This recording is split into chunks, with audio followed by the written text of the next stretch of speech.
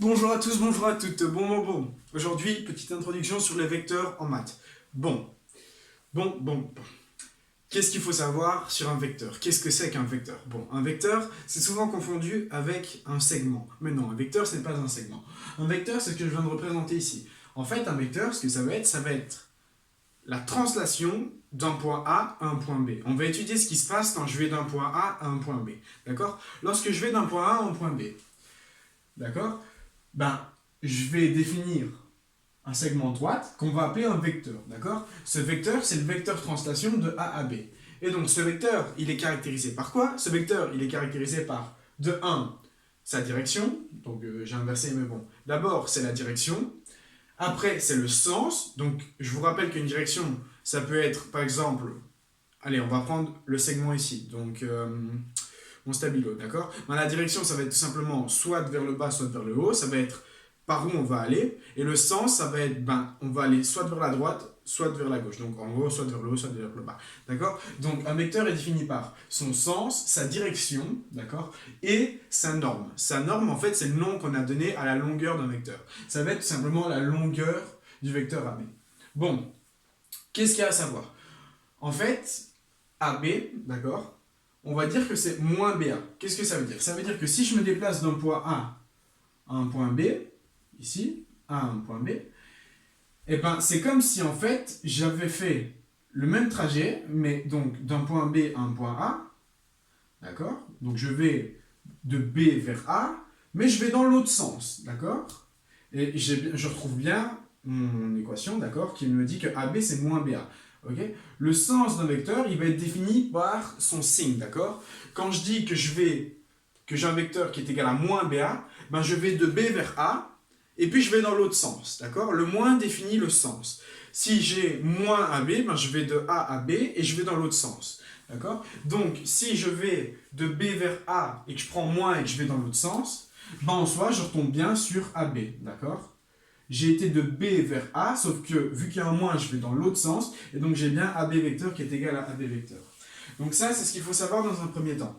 Il faut savoir que pour tous les vecteurs, lorsqu'on translate d'un point A à un point B, c'est comme si on faisait moins la translation de B vers A. D'accord? Donc si je vais de A vers B, c'est comme si je faisais moins B vers A.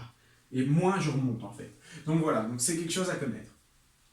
Ensuite, multiple de vecteurs. Donc un vecteur, qu'est-ce que ça va être? Un vecteur, on a vu que c'était défini par donc, son sens et sa direction. Quand je vais prendre un multiple de vecteurs, c'est en fait, je vais en prendre soit 2 d'affilée, soit 3 d'affilée, et ainsi de suite, d'accord? Et donc, qu'est-ce qui va se passer?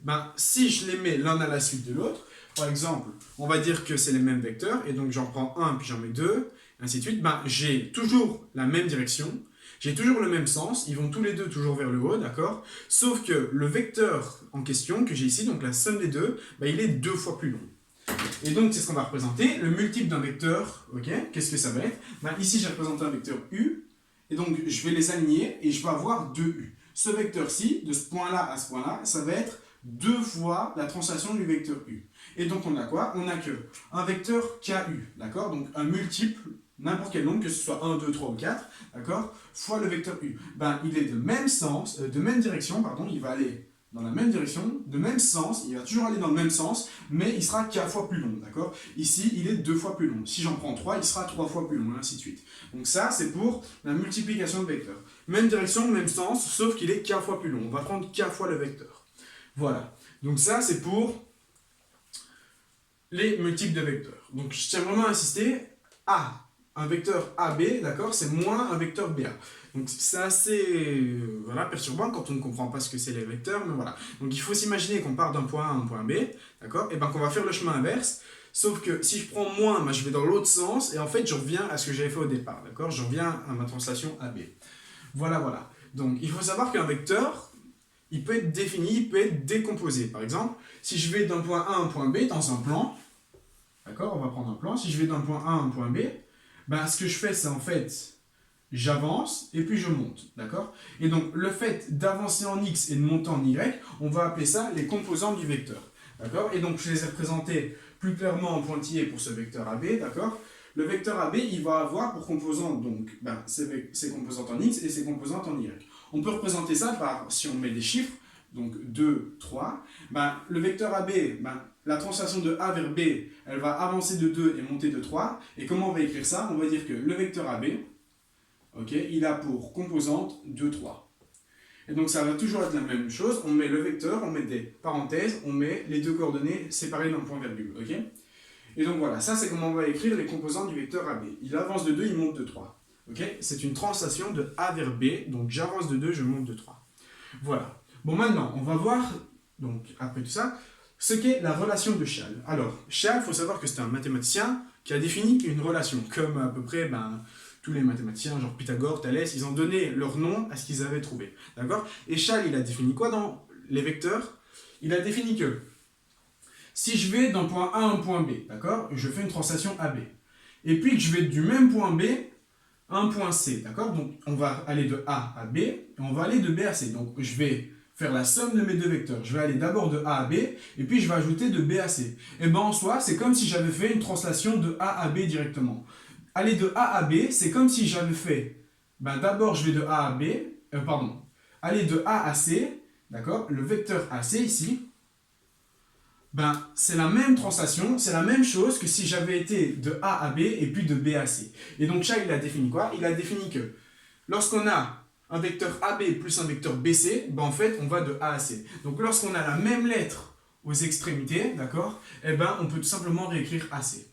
Voilà. Donc Chasles, il a défini ça. Il a défini que lorsqu'on allait de A à B et puis de B à C, c'est comme si on avait été de A à C. Voilà, tout simplement.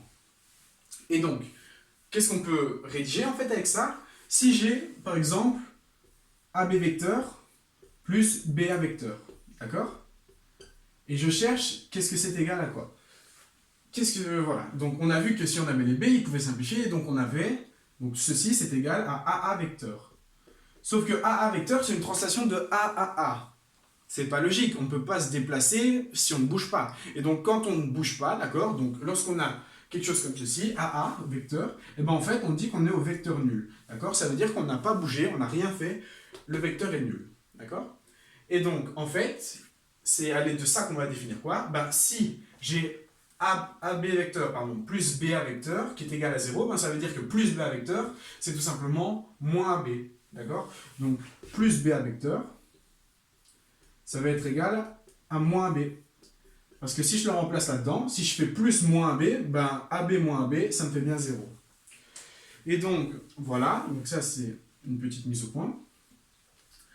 Alors, on va faire quelques exercices avec la relation de Chasles, d'accord? On va prendre par exemple AM vecteur plus MP vecteur. Donc je vais de A à M et puis je vais de M à P. D'accord? Bon, si je vais de A à M, voilà, hop là, et puis que je vais jusqu'à P, en soi c'est comme si j'avais été de A à P. Et donc, par la relation de Chasles, on n'a même plus besoin de faire de dessin. On sait directement que lorsqu'on va avoir AM vecteur plus MP vecteur, on va tout simplement avoir AP vecteur. D'accord? Donc, aller de A à M et puis de M à P, c'est comme si j'avais été de A à P directement. Voilà. Maintenant, qu'est-ce qui va se passer quand je vais avoir une équation du type AB vecteur moins DB vecteur? Bon, on a vu que moins DB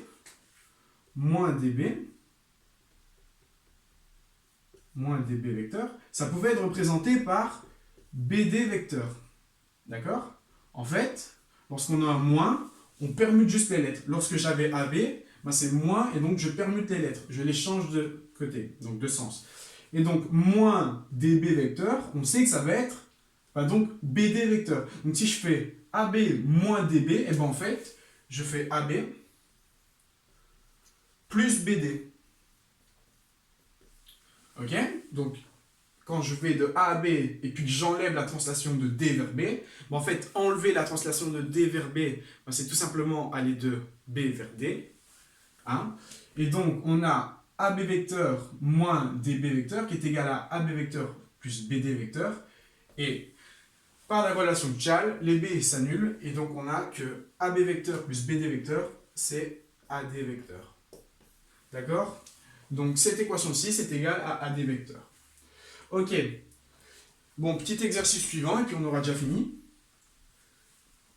2AB vecteur moins BA vecteur. Qu'est-ce que ça peut faire? On a vu que moins BA vecteur, c'était égal à AB vecteur. Donc quand on a un moins, on switch les lettres. Du coup, si je fais 2AB moins BA, en fait, je fais 2AB vecteur plus AB vecteur. Et donc, si j'ai 2 fois le vecteur plus une fois, en tout, j'ai 3 fois le vecteur. Et donc, j'ai 3 fois le vecteur AB. Voilà, voilà. Donc ça, c'est pour l'introduction sur les vecteurs, la relation de Chasles, et donc comment on va définir un vecteur. Un vecteur, il est défini par sa direction, son sens et sa longueur, d'accord? Et donc, on va voir après, donc dans le chapitre suivant, que la longueur d'un vecteur, elle peut être déterminée comme, vu que nos composantes ici, elles sont perpendiculaires, on va pouvoir faire le théorème de Pythagore et définir une expression. Petite remarque, la longueur d'un vecteur, on va toujours la noter comme ceci, d'accord? La longueur du vecteur AB, donc la longueur de la translation de A vers B, on va mettre 2 barres de part et d'autre du vecteur AB, ok? Et donc ça, c'est comment on va écrire la longueur du vecteur. Donc, la longueur, on va mettre que c'est voilà, AB vecteur. Donc voilà, je vous invite à prendre une capture d'écran de cette synthèse. Ça coupe à peu près le B à bas sur les vecteurs, vraiment tout ce qu'il y a à savoir. Bon, je vous remercie de votre attention et à bientôt.